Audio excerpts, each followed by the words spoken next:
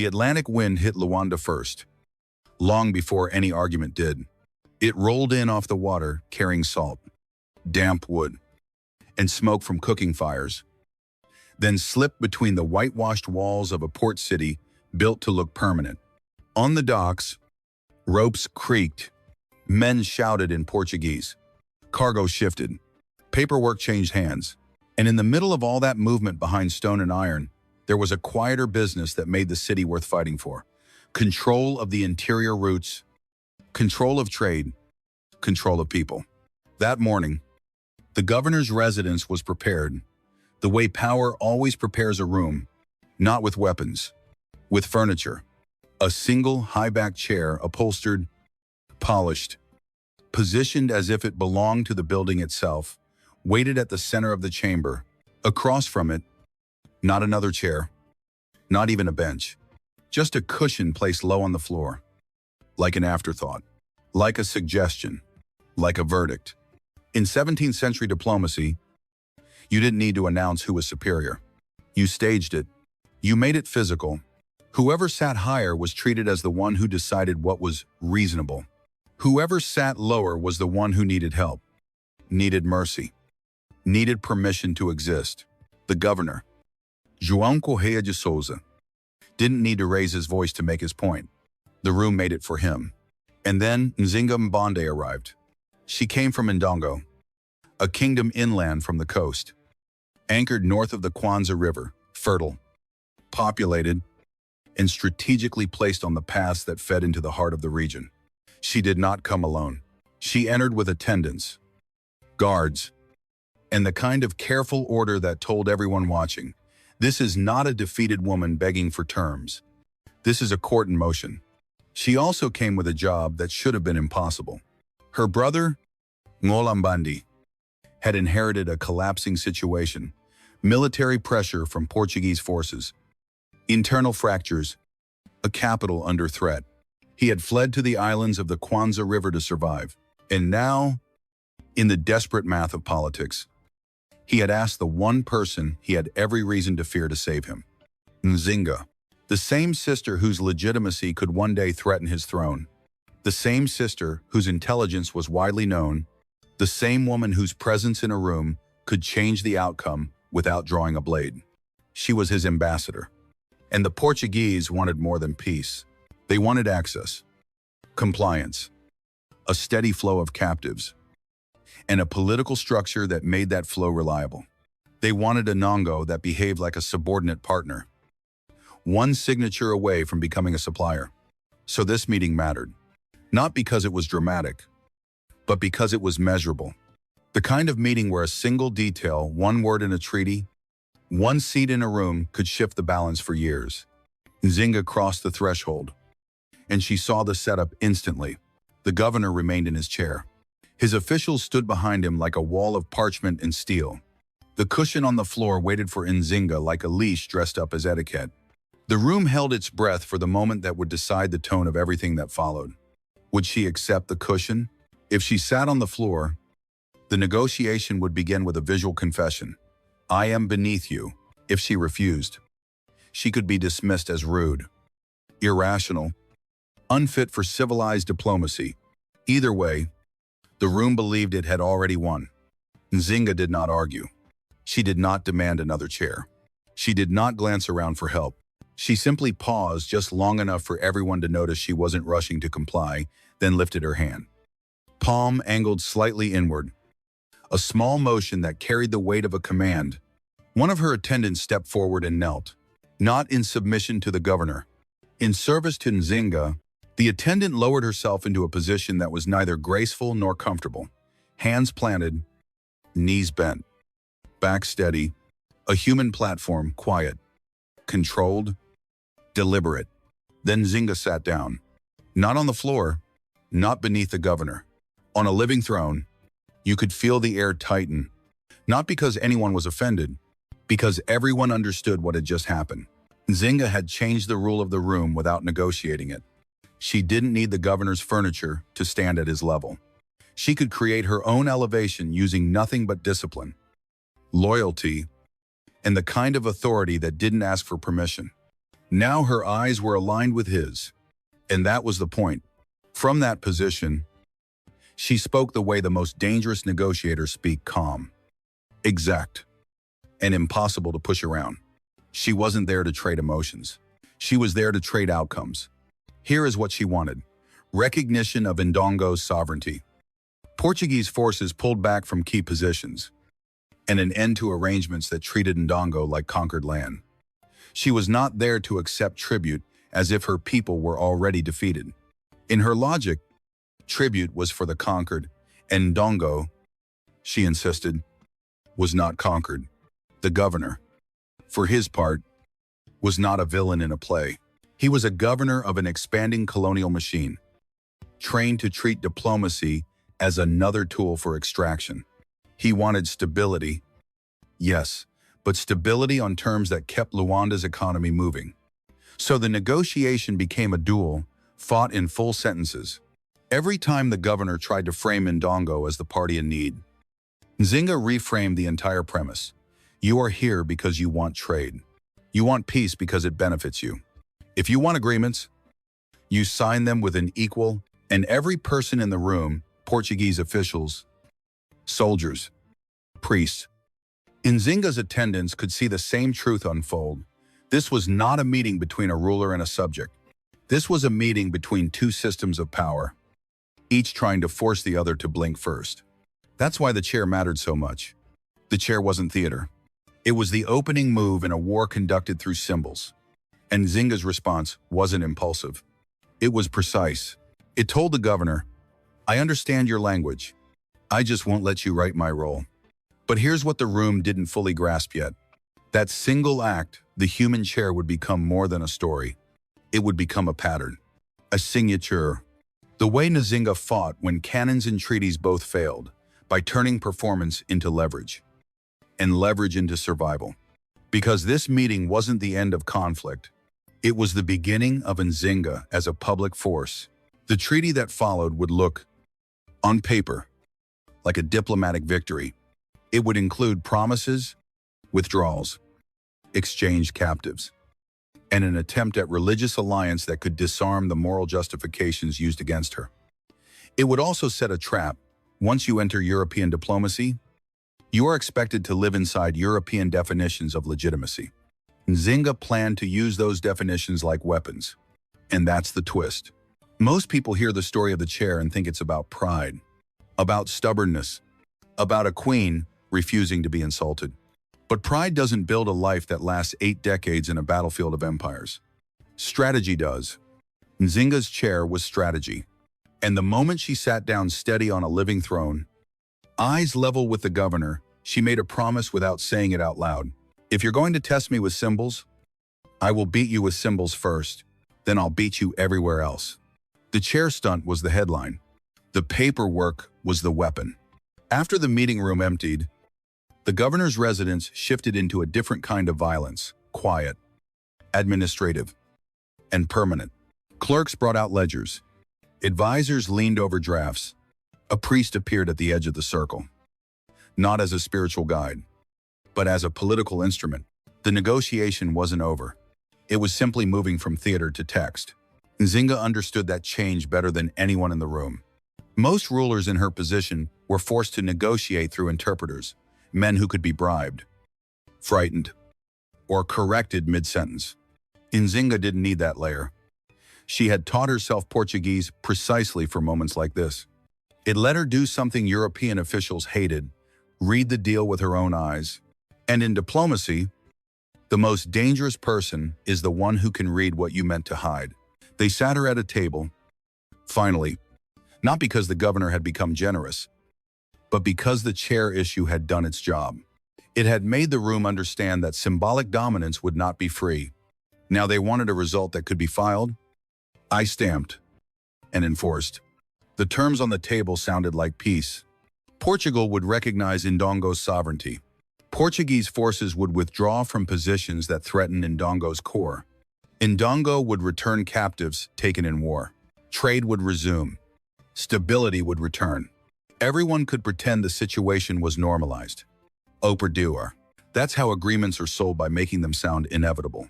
Nzinga did not treat the treaty like a gift. She treated it like a battlefield map. She listened, then asked for the draft. She didn't skim it the way a tired negotiator skims. She read it the way a commander reads terrain, looking for choke points, ambushes, and exits that only exist on paper. Every clause that sounded polite was inspected for the hook hidden inside. One of the hooks had a name that kept trying to sneak into the agreement. Tribute. It didn't always appear as the blunt word, tribute. Sometimes it dressed itself up as annual recognition, customary offering, support, token, good faith. European drafts loved soft words with hard consequences. Nzinga wasn't interested in soft words. She made the argument as clean as a blade. Tribute is paid by the conquered. Ndongo is not conquered. If you want peace, you sign with an equal. If you want surrender, you can keep writing because we're not signing. It wasn't a speech. It was a boundary. The governor's advisors pushed back. They always push back. Empires don't like equals. They like partners who behave like suppliers. They like deals that look fair until you realize one side is doing all the giving. Nzinga didn't raise her voice. She didn't need to. She just refused to accept definitions that reduced her people into a line item. And here's the part most retellings miss. Refusing tribute wasn't just pride. It was a strategic firewall. If Ndongo accepted tribute even once, Portugal would treat it as precedent. And precedent becomes permission. Permission becomes policy. Policy becomes chains. Nzinga wasn't negotiating a year of relief. She was trying to stop the future from hardening against her. Eventually, the language shifted. The clause bent. The paper adjusted. That's the moment Nzinga won the second room, the room that matters more than the one with chairs. But the third room was still waiting. The church. European colonial power didn't operate on cannons alone. It operated on moral framing. If Portugal could label Ndongo as heathen and rebellious, it could sell war as righteousness. It could describe raids as rescue. It could present conquest as civilization. Nzinga saw that logic clearly. So she did something that, on the surface, looked like surrender, and in reality functioned like sabotage. She agreed to baptism, not because she had been converted by persuasion in a single meeting, but because baptism was a key that opened doors Europe pretended were locked by faith. In their worldview, a baptized ruler was no longer an easy target for holy war narratives. A baptized ruler could write letters. A baptized ruler could claim kinship inside the Christian family of states. A baptized ruler could complicate the story Portugal wanted to tell about her. So the day was set. Luanda's cathedral stone. Hecho. Incense received Nzinga not as a captive, but as a public ally. Officials attended. Priests watched carefully. The governor's circle treated the event like a diplomatic seal. Nzinga entered with controlled posture. Not joy. She understood what was happening. A ritual meant to place her inside a European hierarchy, and she intended to use that hierarchy against them. Water touched her forehead. Words were spoken. A name was given, Dona Ana de Sousa, an identity tied to the governor's family, with his wife as godmother. It was not subtle. It was an attempt to symbolically adopt her into the colonial structure. But here's what made Nzinga dangerous. She could accept the symbol without surrendering the substance. She left the cathedral with a Christian name and the same political spine she walked in with. She didn't stop being Ngola in her mind. She didn't stop being Mbundu. She didn't stop being the person who had sat on a human throne and stared down a governor. She simply added a new weapon to her kit, legitimacy in the language her enemy respected. And for a brief moment, an extremely profitable moment, the city treated the agreement as real. Merchants smiled. Clerks copied documents. Priests spoke of reconciliation. Soldiers relaxed their posture like men who assumed the hard part was finished. Nzinga didn't relax, because she knew the oldest trick in imperial politics. Sign today. Stall tomorrow. Agreements don't fail because they are unclear. They fail because one side never intended to comply. So when Nzinga prepared to leave Luanda and return inland, she didn't travel like a woman celebrating peace. She traveled like someone carrying a time bomb made of paper. She returned to her brother's camp on the Nzinga Mbande's refuge, his floating capital, in his hiding place. The river islands were not a court, they were a retreat. The air there felt different than Luanda. Less salt, more wet earth, more fear. Mbande met her with the kind of attention that isn't admiration. It's calculation. He needed her, and he suspected her. Nzinga delivered what she had achieved. Recognition, withdrawals promised, captives addressed, tribute refused, peace framed. Religious pretext weakened. She gave him the terms and the optics. She handed him a lifeline. Mbande heard the words and then focused on the part that made him uneasy. The baptism, the Portuguese name, the godmother. A1, it sounded, to a paranoid ruler, like an embrace. And Mbande didn't trust embraces. He trusted knives. Nzinga didn't bother defending the move emotionally. She explained it the way she explained everything, as strategy. She had entered their system to remove their excuses. She had changed the story they used to justify raids. She had bought Ndongo time. Time was the only currency they couldn't mint. Mbande accepted the outcome because he had to, but he did not accept Nzinga's rising stature. That's the quiet tension now pulsing beneath the surface. The sister who saved him was also the sister who could outshine him. And then reality began to test the treaty. Weeks turned into months. The Portuguese withdrew in slow motion. Forts remained occupied longer than promised. Patrols continued to move. Trade resumed in ways that benefited Luanda first. The language of peace stayed on paper, while the machinery of conquest kept turning. Nzinga watched the pattern and understood it immediately. This was not a broken deal. It was a staged deal. Portugal had used the treaty to buy stability in Luanda, reorganize logistics, and reset the tempo. They had calmed the room while keeping leverage intact. And here's the pivot, the moment that sets the next wave of the story. Nzinga had just proven she could win in European diplomacy. Now she was about to learn the price of winning in European diplomacy. Because the more visible she became, the more dangerous she looked not only to the Portuguese, but to her own side. Peace had made her famous. Fame makes allies nervous, and nervous allies do unpredictable things. The treaty looked clean on paper. Reality never does. Back inland, along the Kwanza River, the air smelled like wet earth and smoke, and the capital of Ndongo had become a moving target. Rafts, islands, temporary councils held under cover, decisions made fast and corrected faster. That was the new normal under Ndongo and Mbande, a court that wasn't a court anymore, a kingdom trying to breathe while someone kept tightening the rope. Nzinga returned from Luanda, carrying something most people overvalue and misunderstand. A signed agreement. She didn't treat it like a trophy. She treated it like a stopwatch. Because she knew the Portuguese style of compliance, they didn't always break deals by tearing them up. They broke them by stretching them. They delayed withdrawals. They misunderstood timelines. They kept key positions for security. They let the ink dry while keeping their hands on the same levers. Weeks passed, then months. Portuguese movement didn't slow the way it should have if peace was real. Outposts remained active. Patrols still pressed the edges. Traders still behaved like they owned the terms. And in every conversation, there was a familiar undertone. Ndongo should be grateful. Ndongo should be cooperative. Ndongo should stop pretending to be equal. Nzinga watched the pattern and felt the danger shift. Not just from the coast, from inside her own camp, because the more the treaty became public knowledge, the more Mbande became a problem. He wasn't built for this kind of pressure. He had already shown what he did when he felt threatened. He purged rivals. He eliminated potential heirs. He ruled by fear because fear was the only tool he trusted. And now the most visible person in Ndongo wasn't him. It was his sister. He couldn't say that out loud. A king doesn't admit insecurity. He just converts it into policy. Mbande began to frame every delay as proof that Nzinga's diplomacy had limits.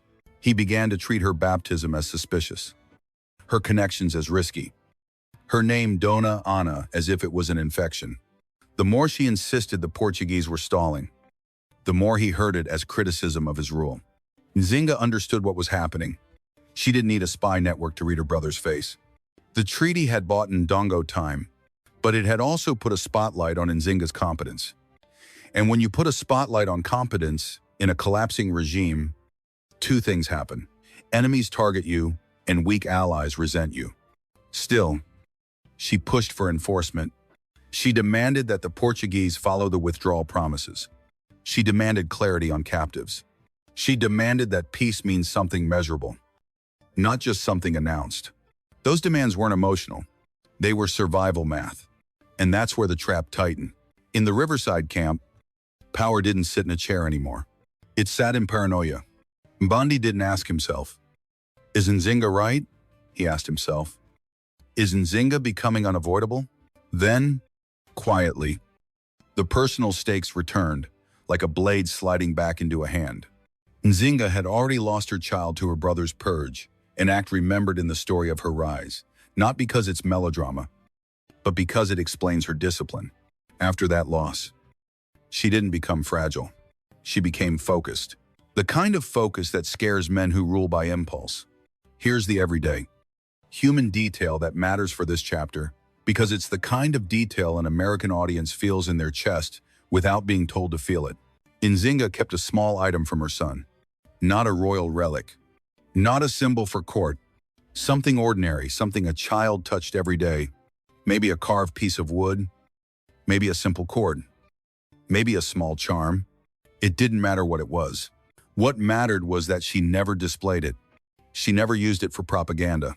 She kept it for herself, in the quiet part of her life, as a private reminder of what happens when power becomes afraid. That object didn't make her sentimental. It made her exact, because every time someone suggested she should compromise her people's standing, she remembered what compromise looks like when the other side thinks you don't deserve to exist. By 1623, the treaty's performance phase was over. The Portuguese had gained what they wanted from it: breathing room, legitimacy, and time to reconfigure. Ndongo had gained words and promises, and a short pause in pressure that never fully paused. And Mbande had gained something else: proof that his sister could outmaneuver rooms he couldn't even enter. That's when his stability collapsed. Accounts differ on the exact mechanics, but the arc is consistent. Mbande spiraled. He was boxed in by Portuguese force, by internal dissent, and by the fact that his own rule had alienated many of the people he needed. He had built a court on fear, and fear doesn't hold well when the walls start moving. In 1624, Mbande died. Some claim despair and ritual exit an ending shaped by defeat. Others accused Nzinga of poisoning him, an accusation that conveniently solved a problem for everyone who didn't want to accept the simpler, more humiliating explanation: that Mbande had broken under the weight he created.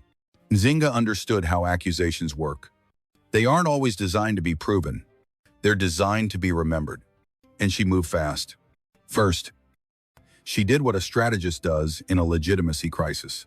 She anchored herself to procedure. She declared herself regent, guardian of continuity, speaking in the language of responsibility. Not ambition. She presented her rule as temporary, as necessary, as stabilizing. But Ndongo was no longer a clean inheritance. It was a contested asset. Inside the kingdom, factions resisted a woman taking the title of Angola. Outside the kingdom, the Portuguese refused to recognize her authority. They didn't need to beat her to weaken her. They just needed to deny her legitimacy and sponsor a replacement. So they did what colonial regimes do best. They manufactured an alternative. A rival claimant was elevated, an Ndongo noble aligned with Portuguese interests, positioned as the reasonable ruler, the one who would cooperate, the one who would keep trade smooth. In the language of propaganda, Nzinga became the obstacle. The puppet king became the solution. Now Nzinga was fighting on two fronts. Portuguese forces pressed from the coast and forts. Internal rivals pressed from within Ndongo's own political structure. And every time she tried to solidify her rule, the opposition framed it as usurpation, as if competence itself was a crime. By 1626, the pressure converged on Cabasa. Nzinga was pushed out of the capital. driven to the Kwanzas Islands again, not as an envoy this time, but as a leader in retreat, forced into a moving war. Here's where the sine wave drops hard, but it doesn't collapse. Because exile did not reduce Nzinga. It stripped her. It removed the comfort of ceremony. It removed the illusion that paper could restrain cannons. It removed the last expectation that she could win by playing only one style of game. And in that stripped-down environment, river water at her calves, maps redrawn on wet ground, decisions made with fewer resources and higher stakes, Nzinga began to transform. She stopped asking whether Europe would honor its word. She started building a system that could survive even when Europe didn't. But here's what she still didn't have yet: a force disciplined enough, ruthless enough, and adaptable enough to take back what was lost and hold it. That force existed. It was feared. And in the next chapter, Nzinga will make the most controversial decision of her life, one that will change how her enemies describe her, how her allies fear her, and how history struggles to categorize her. Because to rebuild a kingdom, she is about to borrow power from the one culture of war that doesn't care what anyone calls you as long as you win. Exile doesn't teach you new values. It reveals what you already value enough to pay for. By the time Nzinga's position collapsed out of Kabasa and into the river islands, she had stopped expecting fairness from anyone: Portuguese governors, rival claimants, even the Ndongo factions that wanted her skill but resisted her authority. What remained was a smaller, colder question: what kind of power can survive this map? The Portuguese had forts, firearms, supply lines tied to Luanda, and a political strategy built on substitution. Deny Nzinga. Elevate a compliant alternative. Then call that order.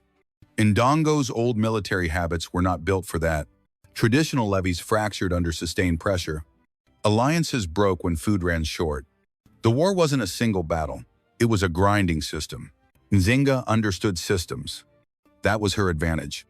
She also understood something else, something most heroic retellings avoid because it complicates the protagonist. Sometimes the only forces available are forces you don't respect, forces you don't fully control, forces whose methods will stain you the moment you touch them. And that's when the name started circulating, with the tone people use for a storm. Imbangala, to the Portuguese. The Imbangala were described as terrifying warbands, mobile, disciplined, brutal, organized around fortified camps called colombos. They were not an army in the European sense. They were a culture of war. Their identity wasn't tied to land the way Ndongo's was.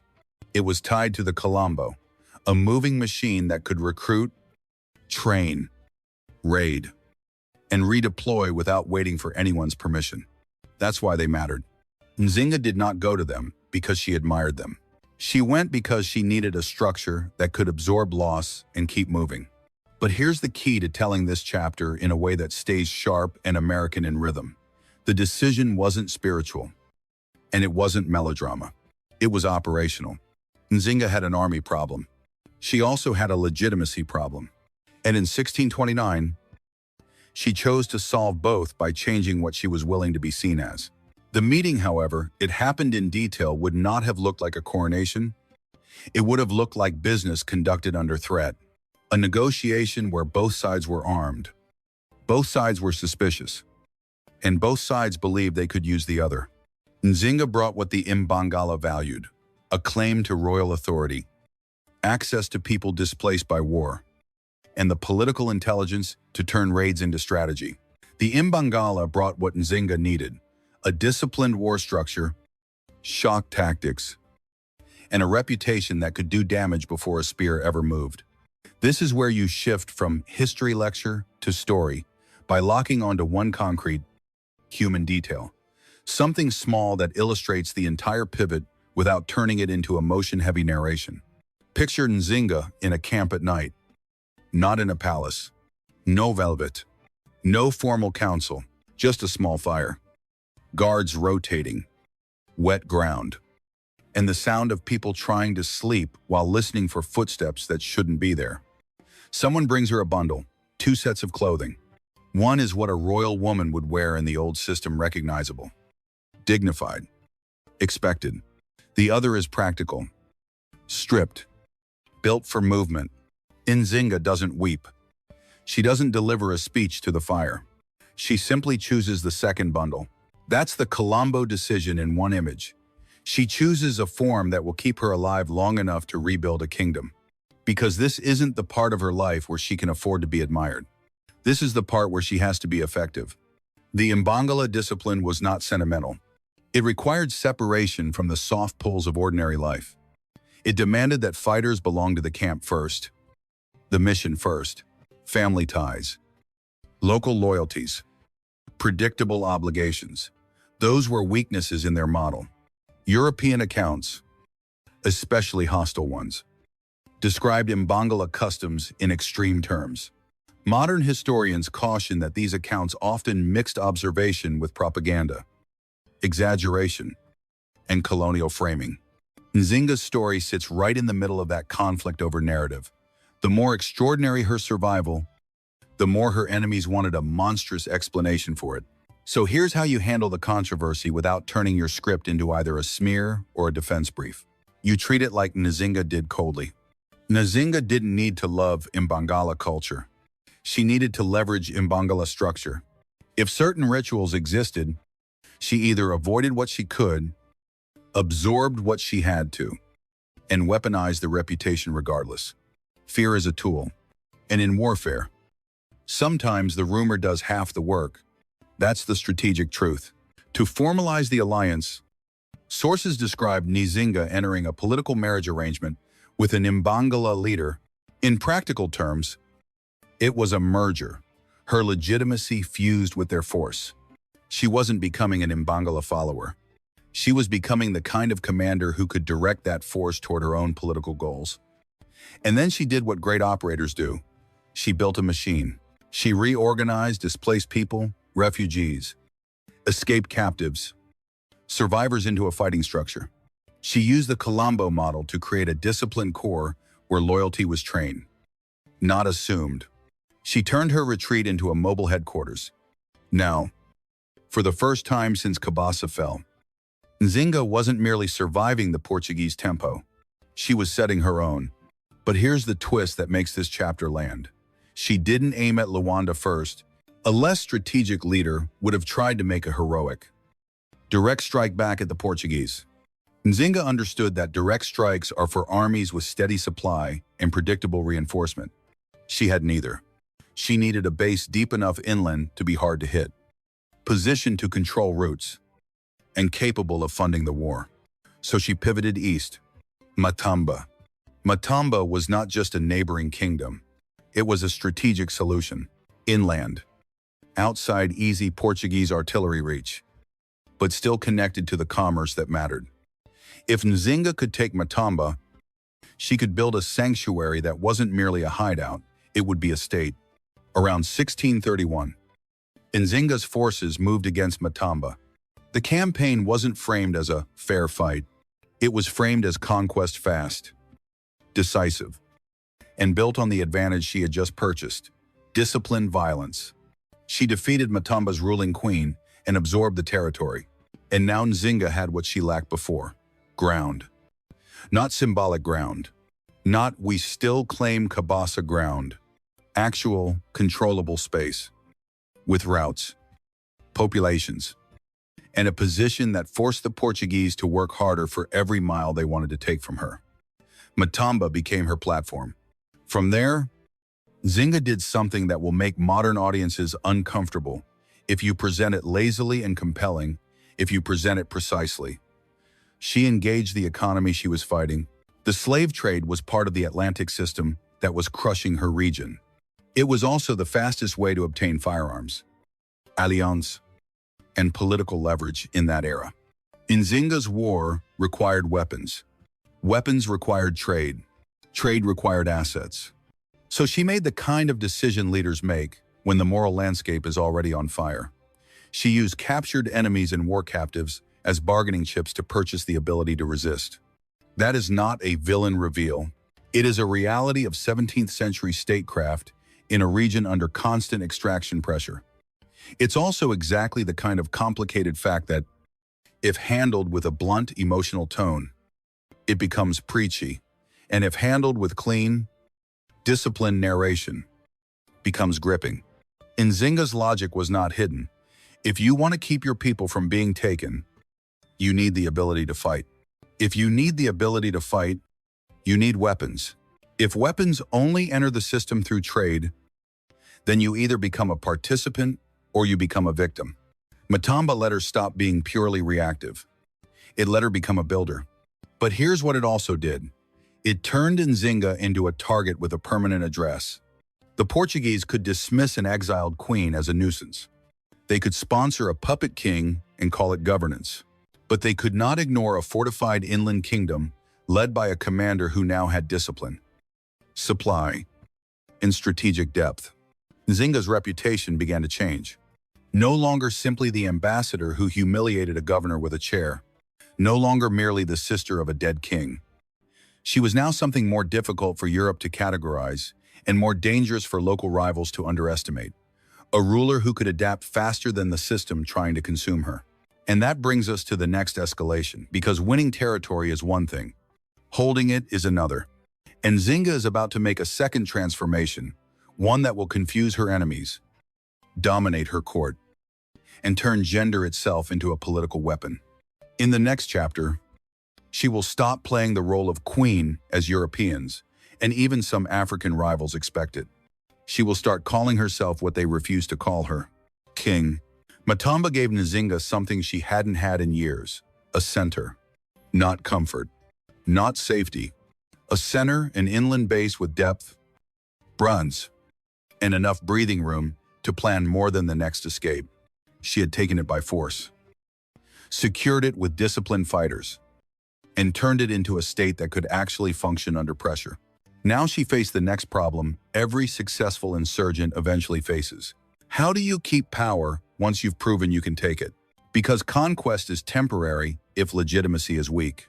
And in Nzinga's world, legitimacy wasn't just about who held land. It was about who controlled symbols, titles, rituals, expectations, and the social rules that told people what normal leadership looked like. The problem was simple and brutal. The normal model didn't include her. In Mbundu political tradition, women could hold authority in certain circumstances, especially as regents. But the top title Ngola was not designed for a woman to wear comfortably.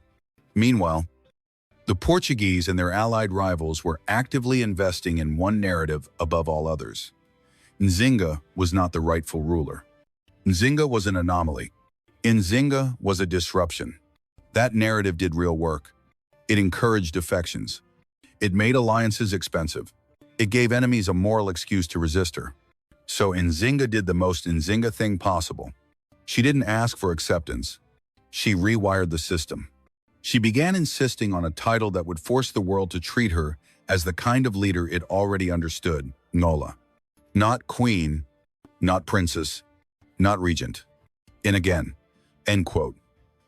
Commuring the 17 ever one, king. This wasn't a personal identity performance in the modern sense.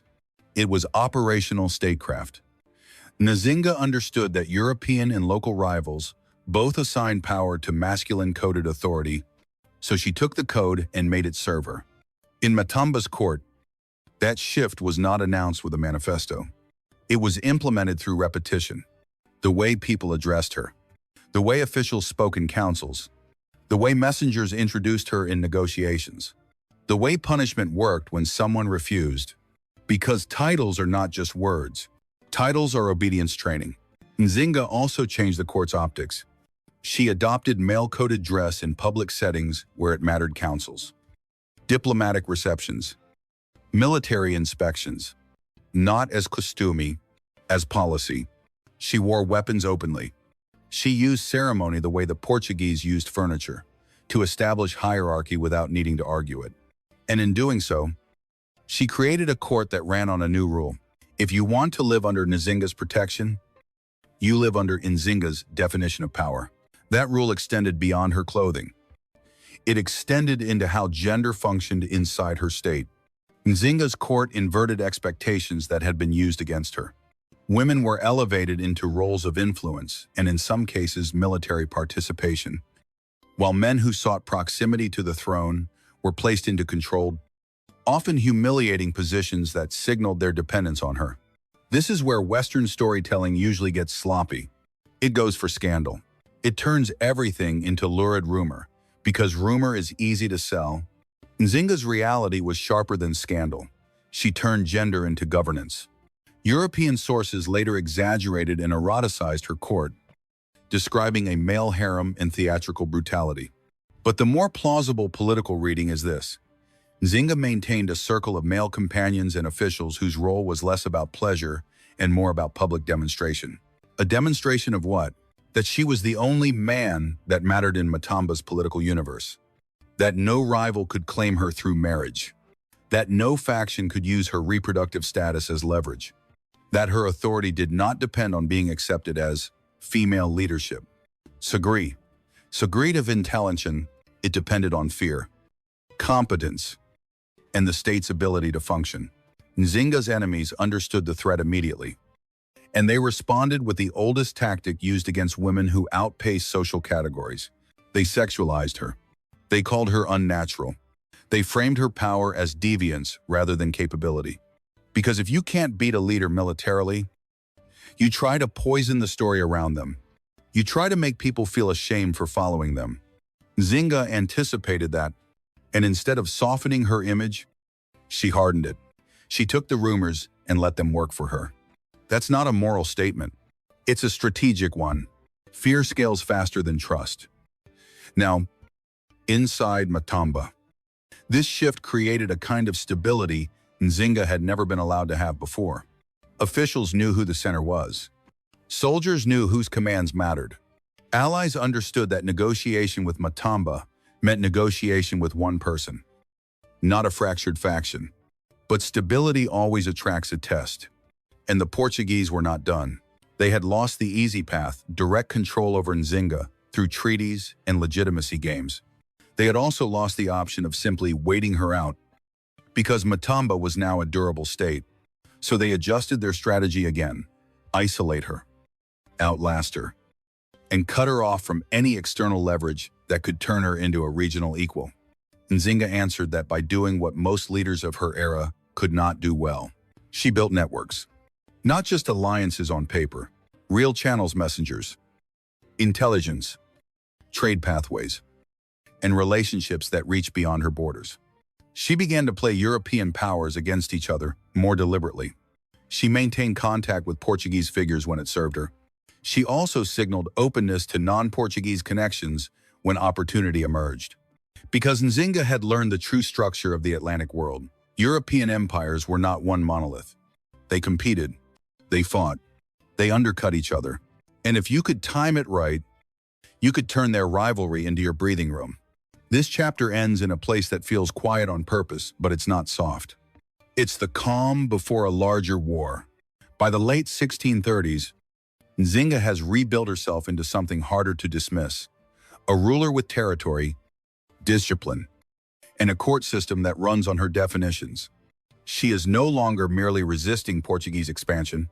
She is actively shaping the political geometry of the region. And then the door opens. In 1641, a new power enters Luanda. The Dutch, through their West India Company, take the city from Portugal. Suddenly, the coastal machine that had fed Portuguese dominance is disrupted. And for the first time in years, the empire pressing Nzinga is forced onto the defensive. Nzinga is nearly 60 years old now. Most leaders at that age start consolidating, protecting what they have, preparing for succession. Nzinga does the opposite. She prepares to strike. Because she understands what this moment is: a once-in-a-generation fracture in the colonial system, the kind of fracture you either exploit immediately or you spend the rest of your life regretting. The sine wave is about to climb, fast. In the next chapter, Nzinga will gamble on an alliance with the Dutch, launch large-scale campaigns that push Portuguese forces back into their inland forts, and turn her resistance into something that looks less like survival and more like a counteroffensive. And this time, it won't start with a chair. It will start with a message sent to a city that just changed hands. You want the coast? Then help me take the interior. When the Dutch took Luanda in 1641, it didn't just change a flag over a port. It cracked the entire coastal machine that had fed Portuguese power for decades. Suddenly, the same forts and supply routes that had been inevitable looked vulnerable. And everyone in the region understood the new reality at the same time. Portugal could bleed. The question wasn't whether someone would exploit that weakness. The question was who would move first, and who would move smart. Nzinga moved smart. She didn't celebrate the Dutch takeover like a spectator watching rivals fight. She treated it like a narrow window, one that could slam shut without warning. The Dutch West India Company wasn't there to be anyone's savior. And Nzinga didn't insult herself by pretending otherwise. They wanted commerce. They wanted leverage. They wanted the same Atlantic profits the Portuguese wanted, just under new management. Nzinga's response was pure strategy. If you want a functioning coast, you need stability inland. If you want stability inland, you need a partner who actually knows the land. So she sent a message to Luanda with the kind of tone that gets taken seriously, practical, direct, and backed by force. Her pitch was simple. The Dutch had ships and firearms access. She had an army, terrain intelligence, and the ability to turn scattered resistance into coordinated pressure. Together, they could pinch Portuguese forces between coast and interior and force them into their fortified positions. Not a fantasy of total victory, but a workable military plan. Isolate, squeeze, starve their mobility, and make every mile expensive. This is where Nzinga's age becomes part of the story in a way that's compelling. Not sentimental. She was nearly 60. That should have made her cautious. Instead, it made her impatient. She didn't have time for symbolic wins. She wanted outcomes that would outlive her. She wanted to push the Portuguese into a defensive posture so hard that conquest stopped looking profitable. The campaigns that followed weren't one clean march. They were a series of moves meant to disrupt Portuguese control points, especially the inland forts that acted like hinges in their network. The name that kept coming up over and over was Masangano, an inland stronghold the Portuguese relied on when the coast became unreliable. Nzinga understood that you don't beat a fortified system by charging it head-on. You beat it by denying it breathing room. Early operations under this alliance had a distinct rhythm. Dutch pressure at sea and near the coast. Nzinga's pressure inland and along routes. The Portuguese were suddenly being forced to react instead of dictate. That alone was a victory. Because momentum is oxygen in colonial war. When you take momentum away, even a well-armed force begins to make mistakes. And mistakes create openings. In 1644, Nzinga's forces scored a major win at Angola. It wasn't the kind of victory that ends wars. And Nzinga didn't pretend it was. But it proved something more important. Her army could meet Portuguese forces in serious combat and force a favorable outcome. It also proved to every wavering ally in the region that Nzinga was not a desperate holdout. She was a credible counterweight. Credibility recruits. More fighters joined. More local leaders began hedging their bets in her direction. More intelligence began flowing toward her camp, which mattered. Because the Portuguese were now fighting on more than one front, the battlefield and the information space. That's where her sisters enter the story, not as background characters, but as one of the coldest instruments of her war. Fungi and Kambu were not just family, they were part of Nzinga's operational reach. While held in Luanda under controlled conditions, watched, managed, used as political hostages, they played a double game. Outwardly, they performed compliance. Inwardly, they gathered details, troop movements, ship arrivals, reinforcement timing, shifting priorities in the Portuguese command structure. And then they did the dangerous part. They got that information out. Not in dramatic movie drops. In ordinary containers, in shipments, in routines that look too boring to matter. That's the part audiences respect when you write it clean. Espionage isn't glamorous. It's repetitive discipline under constant risk. It's being calm while someone is waiting for you to slip. For a time, it worked. Nzinga's operations got sharper. She moved as if she could see around corners. Because sometimes she could. Portuguese detachments found themselves late to positions Nzinga had already bypassed. Supply movements met pressure at exactly the wrong moment. Their commanders began to feel watched. And then, in 1646, the war punched back. At Cavanga, Nzinga suffered a serious defeat. Portuguese forces hit her camp hard enough that she was injured and narrowly avoided capture. The loss wasn't just men and material. It was documents paper that mattered in a campaign where letters could hold alliances together. It was the kind of defeat that makes a leader question whether the tempo they've built is sustainable. But Nzinga didn't respond the way her enemies expected. She didn't disappear. She didn't retreat into silence. She didn't fracture into internal blame. She did what she always did after a fall. She tightened discipline, recentered command, and used the loss to map the enemy's capabilities more accurately. Cavanga taught her what the Portuguese could do when they got close enough. She adjusted to ensure they wouldn't get that close again without paying heavily.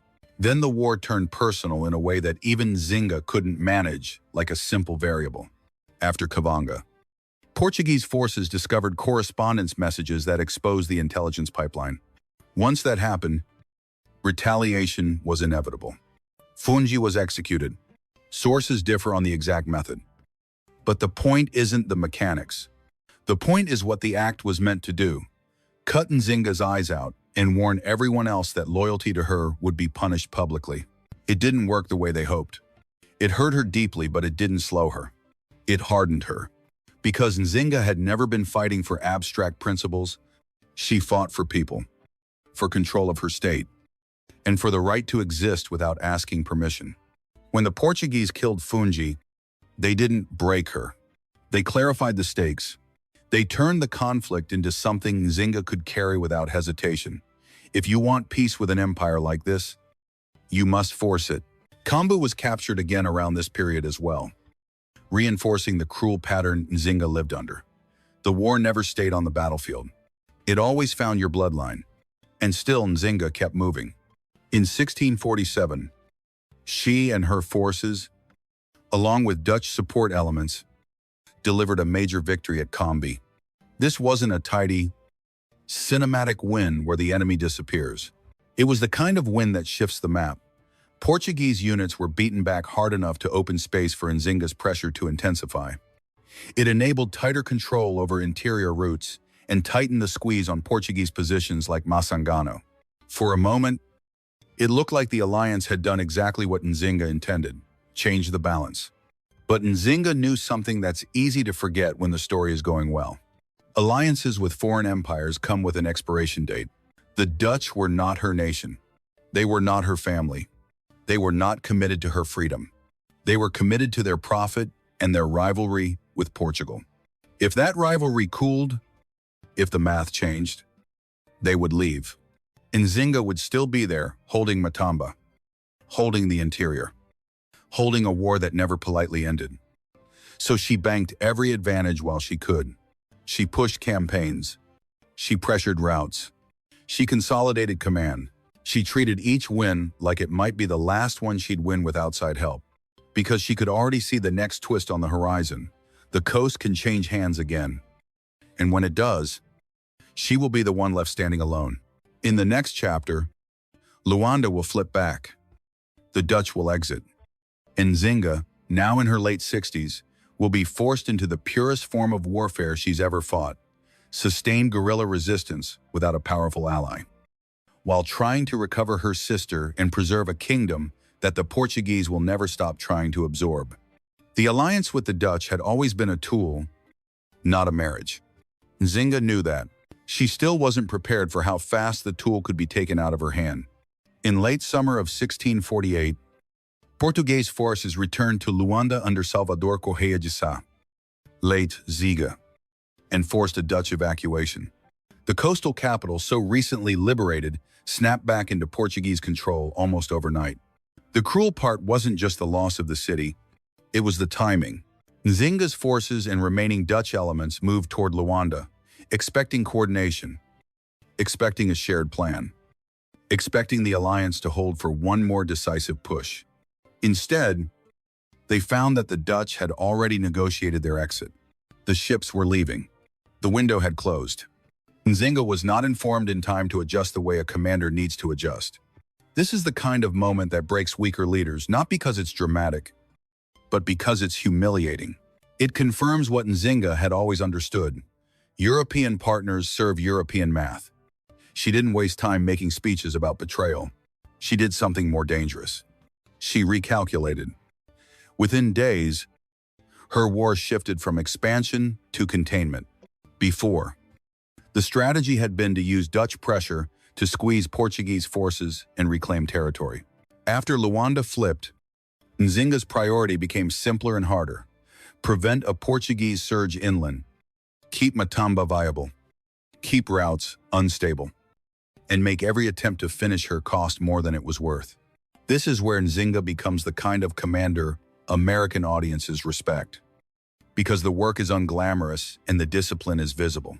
Picture her in Matamba in the early mornings, older now, but still moving with control, walking the edge of camp while the air is cool enough to breathe.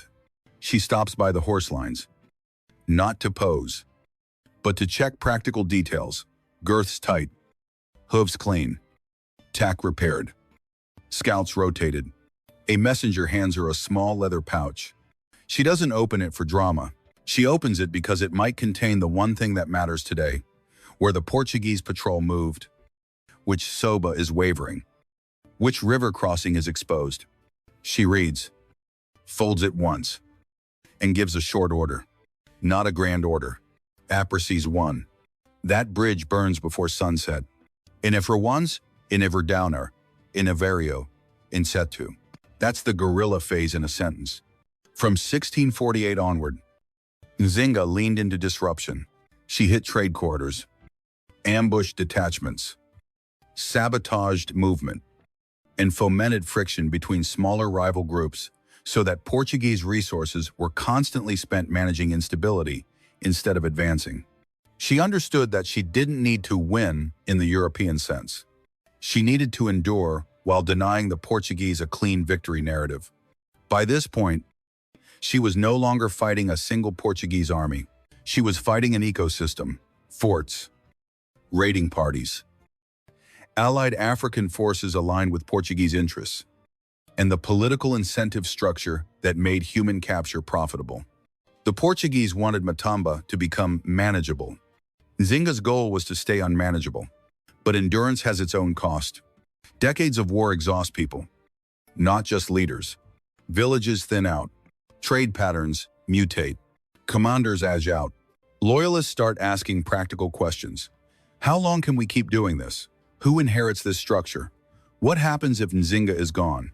Nzinga heard those questions without panicking. She also understood something her enemies often missed. She could fight and negotiate at the same time. So around the early 1650s, tentative talks began slow, cautious, repeatedly stalled. The Portuguese wanted expensive fighting to end and commerce to stabilize. Nzinga wanted recognition, borders, and most personally, the release of her sister Cambu, often referred to in Portuguese sources by her Christian name, Barbara. This is the tightrope chapter where the sine wave rises and falls inside the same decision. If Nzinga conceded too much, Matamba would become a half-state. If she conceded too little, the war could drag on until her court cracked from fatigue. And if she tried to buy her sister back with a ransom that weakened her position, the Portuguese would learn the simplest lesson: take her family to control her. Nzinga refused to pay that price. Negotiations stalled more than once because she would not accept terms that turned compassion into leverage. The talks dragged 1651, then again, until the shape of a settlement finally emerged in 1656. The treaty recognized boundaries and stabilized the relationship enough to end the constant campaigning. Missionaries would be allowed into Matamba. Portuguese traders would have access. Portuguese officials would maintain a presence. But crucially, attempts to formalize tribute, Portugal's preferred symbol of subordination, did not cleanly land as a ratified requirement. If you want a single scene that captures Nzinga's mindset at the end of the guerrilla years, it isn't a battle. It's a negotiation detail. A Portuguese representative proposes a clause that smells like tribute, just dressed in softer language. The room is quiet. Nzinga doesn't argue theology, doesn't argue morality. She argues category. We do not pay because we are not conquered. It's staying Mac. It's the same line she held in Luanda decades earlier, now delivered by a ruler who has proved she can survive without anyone's permission. And then comes the human payoff that doesn't need melodrama because the stakes are already understood. In October of 1656, Kambu returned to Nzinga's court in Matamba in a formal procession led by a Capuchin priest, an event treated as the visible seal that peace terms were accepted. Nzinga had built her reputation on refusing to kneel. But in that moment, she didn't need to perform strength. She had already done the hard part. She kept her kingdom intact long enough to bring her sister home. This isn't a soft ending. It's a tactical victory, survival as statecraft. Nzinga had outlasted a phase that should have erased her, the return of Portuguese control on the coast, the collapse of a major alliance, and the long grind of guerrilla warfare while aging into her 70s. And now the story turns one more time, because Nzinga wasn't finished shaping the board. The peace didn't arrive with trumpets. It arrived the way real power shifts usually arrive, through a public ritual that looks ordinary unless you know what it costs. In October of 1656, a procession came into Nzinga's capital in Matamba, led by a Capuchin priest, bringing her sister Kambu, known in Portuguese sources as Barbara, back to her. The formal arrival mattered because it signaled that the terms were accepted and the war had, at least on paper, has been forced into a new shape. There's a detail recorded that tells you exactly what Nzinga understood about statecraft. The court's visible, traditional acknowledgement, clapping hands to signal agreement, was not ceremony. It was governance in public. It was Nzinga making peace legible to everyone watching. So no rival could pretend it never happened. She was in her 70s now. People hear that and imagine a monarch slowing down, retreating into comfort, letting younger hands carry the burden. Nzinga did the opposite. She treated peace as the most complex campaign she'd ever run. Because winning battles is one kind of skill. Building a survivable kingdom after decades of war is another. The treaty itself was a bundle of sharp compromises. Borders were redrawn, trade terms formalized, missionaries permitted, and a Portuguese representative positioned at her court. A tribute clause was proposed but never fully ratified, which is the point that matters. Portugal wanted symbolic submission. Nzinga allowed access, not ownership. Now comes the pivot that makes this chapter feel like a twist rather than a cool down. Nzinga leaned hard into Christianity again, not as surrender, but as a diplomatic instrument. She had worn faith before, used it when it served a treaty, discarded it when war demanded different alliances. In these final years, she chose to make Catholic legitimacy part of Matamba's survival strategy. Modern scholarship describes her dedicating herself to rebuilding Matamba as a Christian-identified state after peace, including welcoming priests and participating in the building of a church she named Santa Maria de Matamba. Reports even note her regular confession, framed as a deliberate effort to reshape how outsiders could categorize her kingdom. Here is the everyday moment that makes it storytelling. Or not a lecture. Picture Nzinga at a rough wooden table. Late afternoon. Heat finally easing. The war council is gone. The noise is different now. Trade arguments, land disputes, petitions. A priest waits nearby. But Nzinga's focus is on a letter being drafted in Portuguese. A scribe reads a line out loud. Nzinga stops him with 2 words short. Exact, because she knows what language can do when it lands in Rome. She isn't writing to impress the Portuguese governor. She's writing past him. Nzinga wrote to Pope Alexander VII in Rome, requesting missionaries and presenting herself as an obedient Christian ruler, an attempt to secure religious and political recognition that could pressure Portugal indirectly. If Lisbon wanted to treat her like a temporary problem, Nzinga wanted the Vatican to treat her like a sovereign fact. That's the core tension of her late years. She's building a kingdom that can survive 2 audiences at once, the people who live in it and the empires who want to manage it. So she reshaped her court the way a commander reshapes an army after a campaign. She pushed for a cleaner diplomatic image, less association with the Mbangala war culture she had once leveraged, more visible alignment with Catholic structures that Europeans recognized as legitimate. Accounts describe her dissolving or reducing elements of her earlier court arrangement as part of this reform posture, precisely because she was preparing a handoff of power and wanted fewer excuses for Portugal to intervene later. But Nzinga never became a simple symbol for anyone, neither Portugal, nor the church, nor modern readers.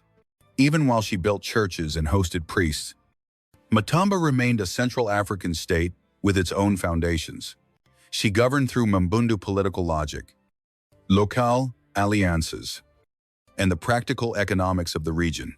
Peace did not erase the memory of war, it rechanneled it. Nzinga's post-war priority was consolidation, strengthen Matamba as the core, stabilize succession, and reduce internal fractures so Portugal could not exploit them the moment she was gone.